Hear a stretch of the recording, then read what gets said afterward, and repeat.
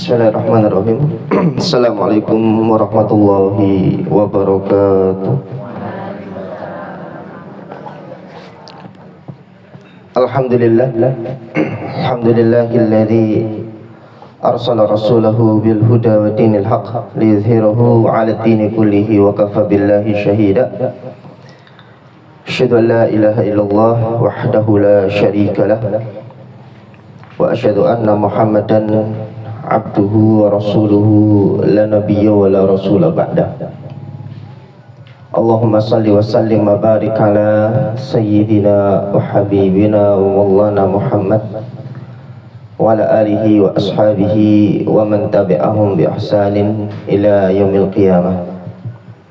Qala tabaraka wa ta'ala fi kitabihil karim, ya ayyuhalladzina amanu taqullaha haqqa tuqatih wa la tamutunna illa wa antum muslimun. Baik, Bapak Ibu sekalian, jamaah kajian Ahad pagi, semoga Allah Subhanahu wa taala senantiasa melimpahkan rahmat dan barokah untuk kita semua. Alhamdulillah, Bapak Ibu sekalian, pada pagi hari ini kita bisa diberikan kemudahan oleh Allah Subhanahu wa taala untuk mendalami beberapa peristiwa di zaman ketika Rasulullah SAW masih hidup. Peristiwa-peristiwa yang terjadi di masa Nabi itu banyak mengandung pelajaran, gitu. Kenapa? Makanya peristiwa-peristiwa tersebut pun diabadikan di dalam Al-Quran. Karena Al-Quran sebagai pedoman hidup kita, dan peristiwa itu diabadikan di dalam Al-Quran, maknanya bisa jadi peristiwa ini akan terulang. Cuman pelakunya yang berbeda. Bisa jadi peristiwa ini juga akan menjadi kita ini yang akan mengalami. Cuman ya nanti kita akan masuk dalam beberapa peristiwa yang Rasulullah SAW dan para sahabatnya mereka mengalami, dan bagaimana sikap mereka, respon mereka, itu yang akan kita pelajari.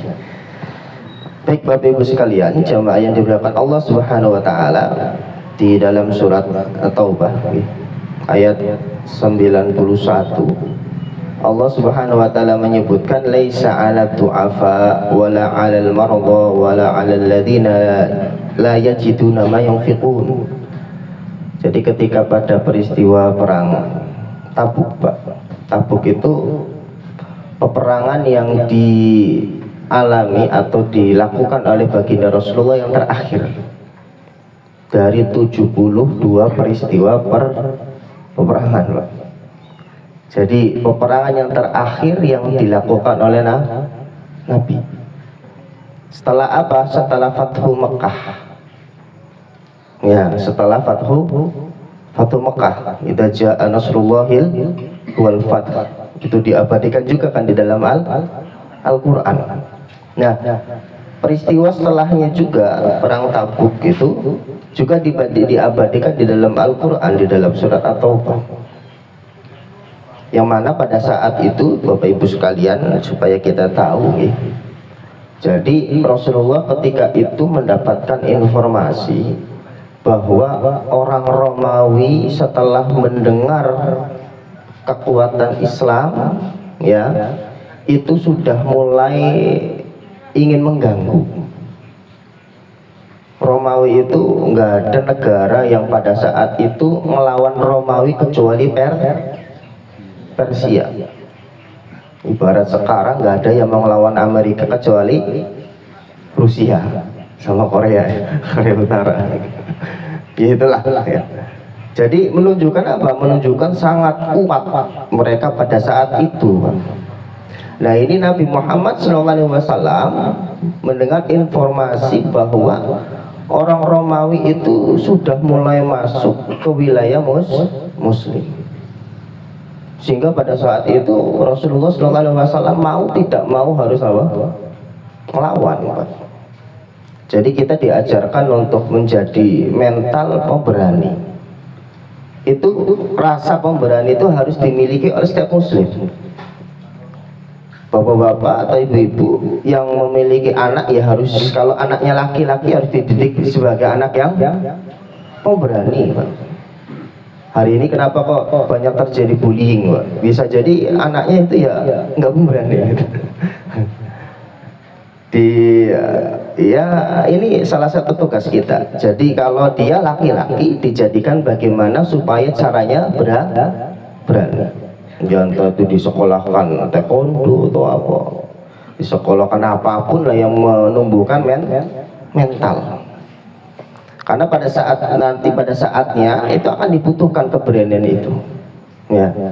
Entah ketika dia sedang terzalimi atau menjadi penolong, ya. Penolong orang yang menolong orang yang terzalimi. Karena prinsip agama kita unsur akhaka dzaliman au madluman. Tolonglah saudaramu dalam kondisi dia sedang menzalimi, dan tolonglah saudaramu ketika dia sedang terzalimi.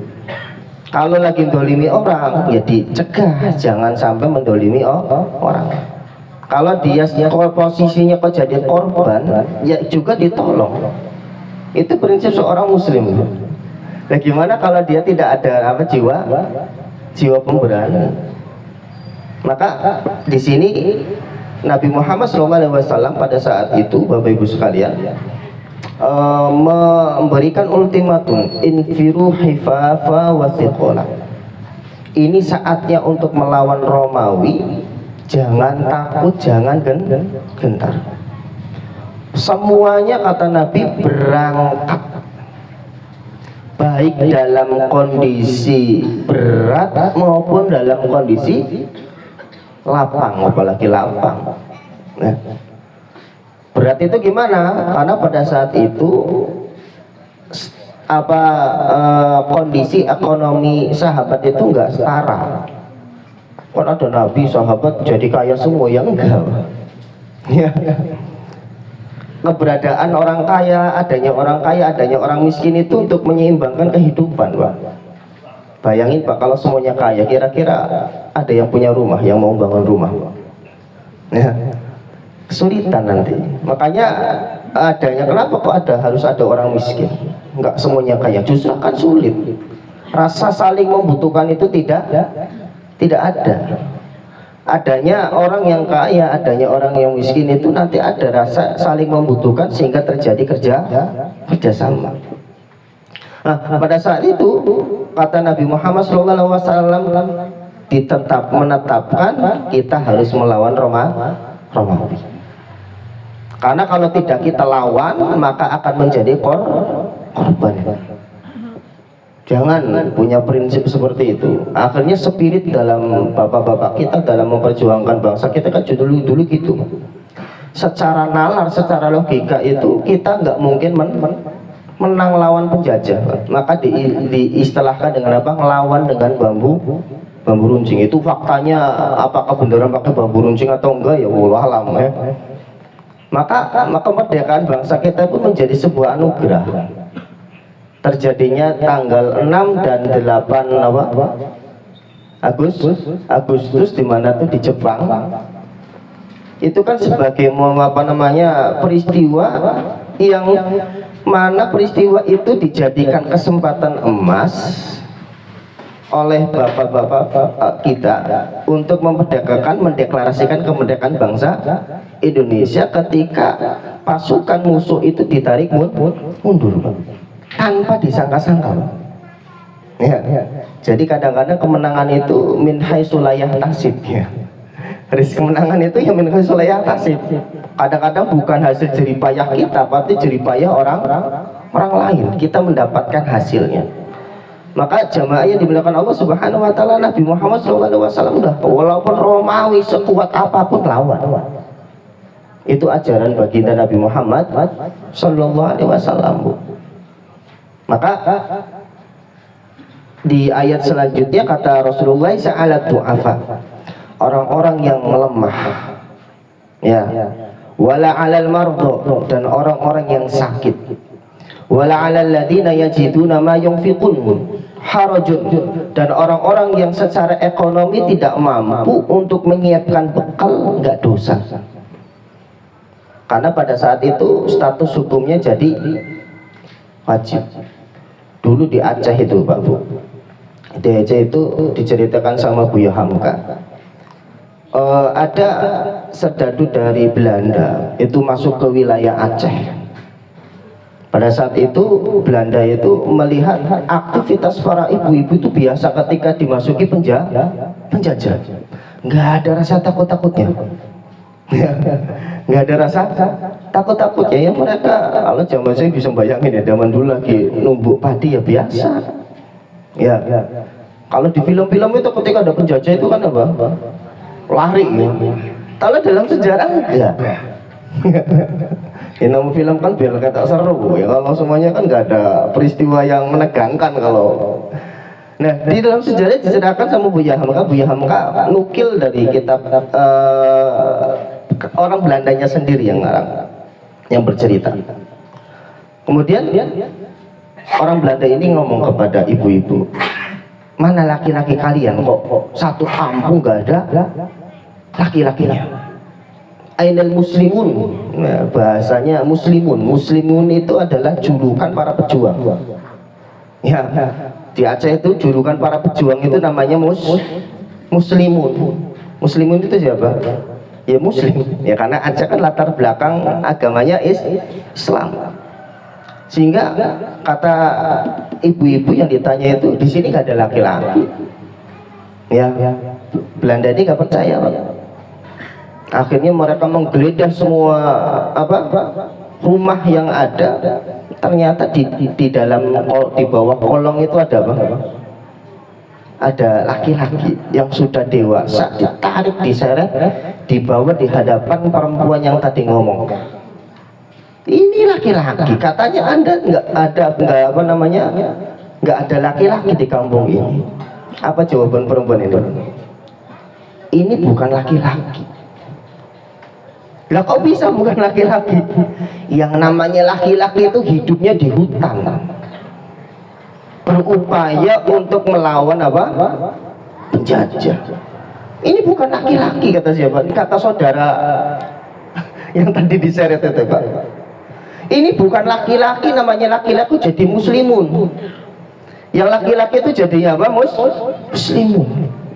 Berani untuk melawan kedoliman. Ini namanya bukan laki-laki, kata siapa? Belanda itu iya ya.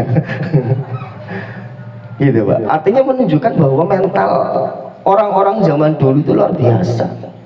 Ya, benar-benar ya, cuma yang ditemukan cuma 1-2 orang saja. Ya, cuma 1-2 orang saja. Semua laki-laki itu hidupnya di hutan gerilya untuk melawan Belanda pada saat itu, waktu penjajahnya Belanda ya. Karena kan penjajah di kita kan gonta-ganti gitu Pak. Itu repotnya tuh.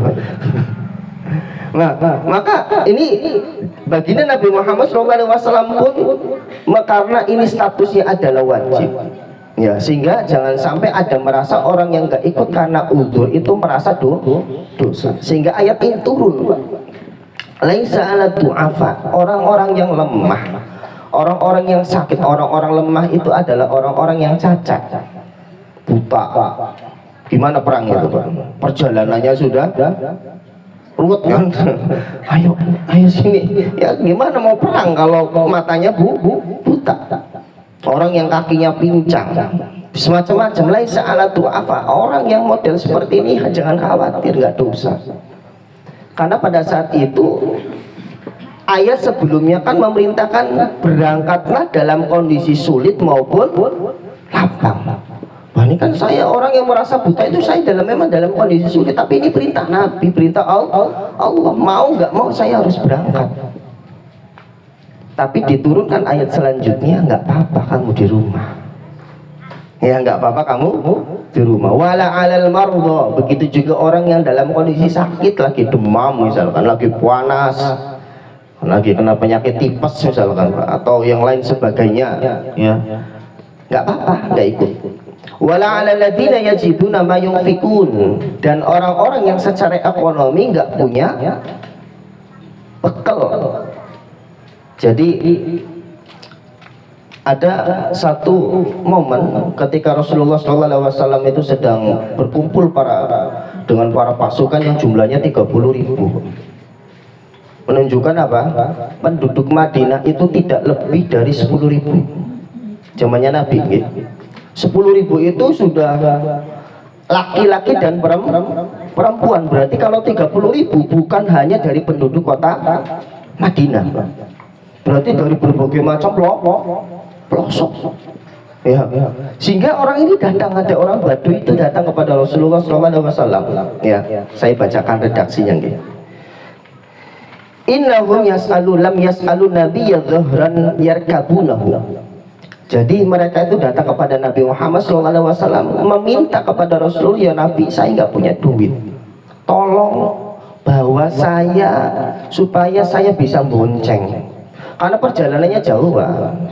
Ya, perjalanannya atau kondisinya, medannya bukan kita sedang jalan dari Solo ke Jakarta.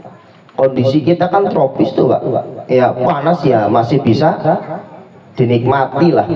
Ya, bisa ngiyup ketika ada pohon. Bayangin kalau kondisinya di padang pasir seperti itu. Ya, dulu belum ada sepatu, baru adanya huf. Huf itu apa ya, kulit ya, sepatu sendal kulit, tapi ya sendal kulit yang membalut ini, Pak.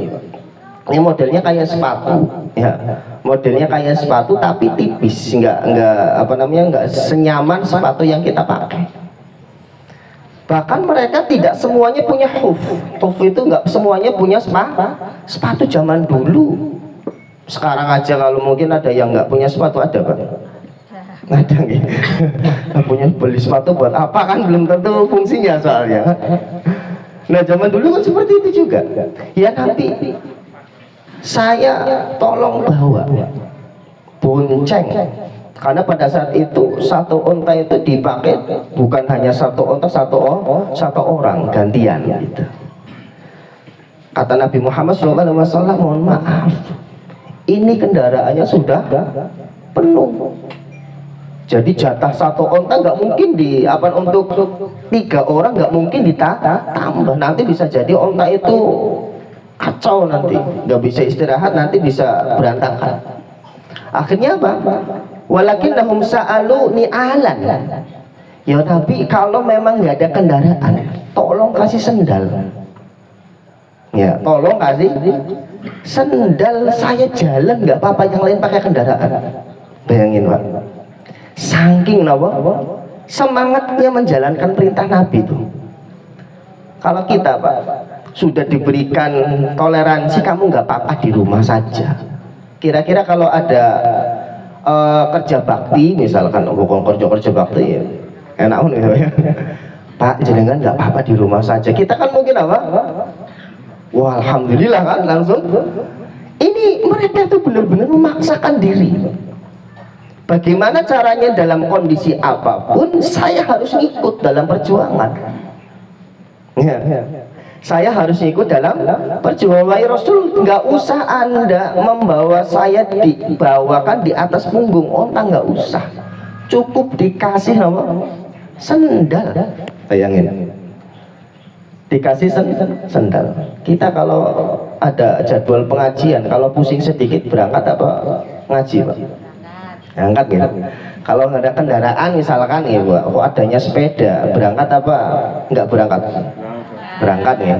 Ya insya Allah ini berangkat, soalnya ini kelihatan ya. Kalau hujan, gimana kalau hujan, berangkat apa nggak berangkat? Ini karena ada momen-momen tertentu, Bapak Ibu sekalian, momen-momen tertentu loyalitas kita, mental juang kita akan diuji. Ya, kita baru diuji hujan. Masih ada, ini perjalanannya bukan sehari 2 hari. Perjalanannya bukan sehari dua hari. Maka kata Nabi Muhammad, kata Rasulullah SAW, mohon maaf, kita nggak bisa bawa Anda. Ya, karena kendaraannya nggak boleh, nggak mungkin dia jalan kaki nanti ya mati di jalan. Karena medannya begitu jauh sehingga nggak mungkin dibiarkan dia jalan sendirian. Ya, nanti para sahabat akan kacau nanti psikologi melihat orang yang sedang malah jadi beban nanti dalam bertemu. Udah kamu di rumah saja, kata Rasulullah SAW, nggak apa-apa. Apa respon sikap para sahabat ini yang datang kepada Nabi Muhammad SAW? Tawallau, mereka berpaling langsung, ya. Wa a'yunuhum tafidu minad dam'i hazana, mereka langsung neteskan apa Pak? Air mata, sedih nggak ikut Pak. Ibarat kita kalau sering sholat tahajud kemudian kebelandangan apa? Ketiduran, paginya nyesel apa seneng Pak? Yakin gitu. Kalau kita biasanya Pak, ya ngaji Ahad pagi kok kemudian ketiduran, kok tidurnya bangunnya jam jam 5 lah ya, jam 5 belum sholat, masih ada waktu sholat ya? Kalau misalkan bangunnya 5:30, sholat apa enggak Bu? Ini sholat ya, walaupun waktunya sudah habis, bukan mepet lagi habis Bu. Ya karena sudah nggak dosa, nggak apa. Artinya begini, tetap kita lanjutkan. Mau berangkat ngaji nggak kalau kita bangunnya jam 5? Enggak, wah nanggung. Nyapu aja boleh ya. Ngepel masih mending. Ya itu pilihan kalau bangunnya jam segitu. Artinya begini, suatu saat nanti rasa kita dalam menjalankan sebuah syariat, menjalankan sebuah perintah Nabi, ada momennya kita akan diuji. Orang-orang yang jujur, orang-orang yang benar itikadnya ingin menjalankan perintahnya Allah dengan maksimal, ketika dia gagal, walaupun gagalnya itu sebabnya karena uzur, tetap ada rasa apa? Ada rasa sedih. Ya, ada rasa sedih, kok saya nggak bisa ya. Hingga jamaah yang dimuliakan Allah Subhanahu wa taala, ini Nabi Muhammad SAW hasan alla yajiduna ma yunfiqun.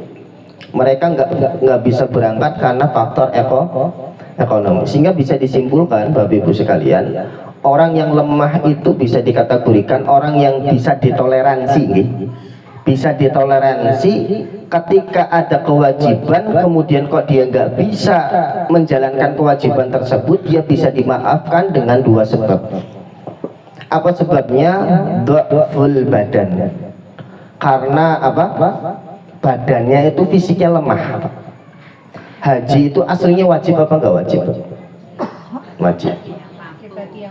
Iya bagi yang mampu. Kalau sudah mampu tapi secara fisik, misalkan potensi kalau berangkat haji mati misalkan. Secara ya misalkan ada orang stroke, secara uang dia banyak, dia tetap wajib haji apa enggak? Ya enggak. Kewajibannya gugur karena sebab apa? Kelemahan tadi, fisik tadi. Dia fisiknya kuat. Nah maka kriteria selanjutnya dhaful uddah. Dhaful uddah adalah lemah dari sisi persiapan. Dia fisiknya bagus, fisiknya kuat, tapi persiapan uang ekonominya nggak ada. Wajib nggak? Ya nggak wajib. Maka Nabi Muhammad SAW memberikan gini Pak, memberikan informasi yang sangat menarik, membahagiakan. Innallaha bil madinati aqwaman ma sirtum masira wa laqata'tum wadiya. Wahai ngomong kepada pasukan yang 30.000 tadi, wahai saudaraku, di kota Madinah itu ada orang yang pahalanya sama-sama jenengan, yang mereka sedang berangkat berjuang lawan Romawi. Kalian kan lewatin lembah capek, ya kan, perjalanan jauh. Mereka itu dapat pahalanya walaupun nggak ngikut. Ya. Kata ya Rasulullah, wahum bil Madinah, apakah mereka benar-benar di Madinah nggak ikut sama sekali? Kata Rasulullah, wahum bil Madinah, iya dia posisinya di Madinah nggak ikut ke Tabuk dan dapat pahala. Artinya Bapak Ibu sekalian, hari ini saudara-saudara kita yang ada di mana? Palestina. Mereka sedang ngapain, Pak? Berjuang, kan? Bisa nggak kita dapat pahalanya seperti para pejuang Palestina? Hah? Caranya gimana? Yang pertama, tumbuhkan rasa ingin membela bumi Palestina. Ada rasa ingin membebaskan Masjidil Aqsa.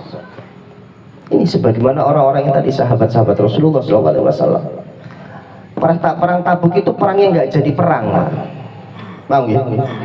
Kumpulan pasukannya sudah 30.000 tapi perangnya nggak jadi. Lah kenapa nggak jadi? Romawinya nggak ada, ditunggu-tunggu malah nggak datang gitu. Takut deh.